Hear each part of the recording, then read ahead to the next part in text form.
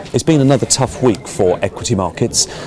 We've seen now 4 weeks of declines from the highs that were achieved. We sort of peaked out at around sort of 5,950 on the FTSE 100, and we're back down testing really 5,600. So the decline over the course of that 4 weeks has been about 5%, and takes the year-to-date performance for the FTSE 100 now to just 1%. So a disappointing end if we were to hang on from here. But look a little bit deeper and things look better. FTSE 250, whilst it itself is giving up some of the gains, its year-to-date performance so far 15%, and that's a more, in fairness, consistent performance with what we are seeing in some of the European markets at the moment. So it's generally the case the FTSE is lagging here at the moment.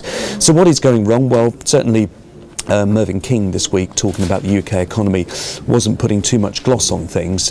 He said that really, on a long-term view, we are looking at 2 problems. One is very anemic growth, and the second is inflation. Inflation came through this week higher than anticipated at 2.7%, and if it gets above 3%, he's back to writing letters at the moment.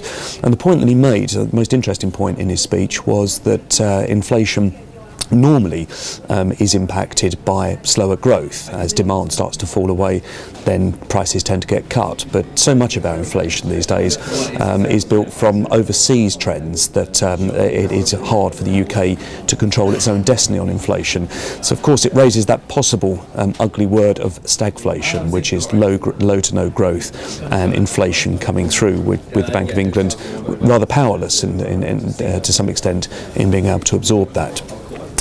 Some of that inflation that came through was from clothing. There is a sense on the retail sales front that the number this week was a little bit disappointing. My view is that we've probably seen an equalisation.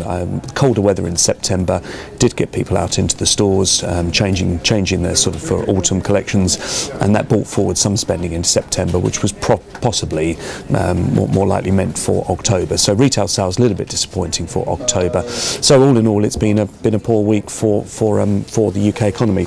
Let's take a look at the chart. This FTSE 100 really indicative of what's been the sort of story of the year, really struggling to break through that top end of the range of 5,900. Sterling, I think, is interesting this week. One of the features from Mervyn King's speech was he was disappointed about the 8% appreciation that we have had with sterling against a basket of currencies since June. Over the course of the financial crisis, over the course of the last few years, sterling has depreciated by around 20%, which has been a very valuable addition to the competitiveness of the UK over that period of time. But an 8% improvement is something that he doesn't enjoy. And a lot of his words really this week were designed to some extent to try and lower the sterling rate. So he talked, as I say, about growth, but it also raised the possible spectre of a return to QE, and QE normally is poor for sterling. So sterling, as I say, beginning to decline over that time. Now, finally, just turning to some corporate results this week. Another feature, I think, of corporate results has been the response to share prices to the corporate results. And what we've tended to see is that if companies have come in slightly below expectations, their share prices do get hit quite hard. We're looking here at BP. BP this week has made some progress in its Department of Justice trial. They have agreed some compensation. It certainly doesn't get them off the hook for civil claims, but generally seen as a step in the right direction. But I think BP will still go to trial next year in February, so some way to go on that.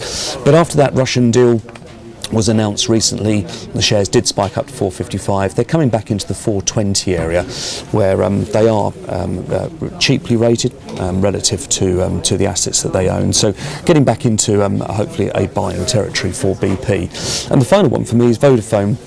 Having been one of the best performers up until August of this year, peaking out at 190, things have really turned quite sour for Vodafone, and on the trading front, their exposure to Spain and Italy is costing them quite dearly, and they are taking some write-downs of about $6 billion against those particular businesses.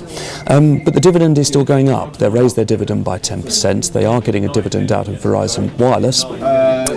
So cash flow looks to me to be in good shape for Vodafone at the moment, and with that 10% dividend increase, it now puts the yield at over 6%. It's not proven to be much of a sport to share prices at the moment, but again, Vodafone must be getting back into some value territory with a high dividend yield.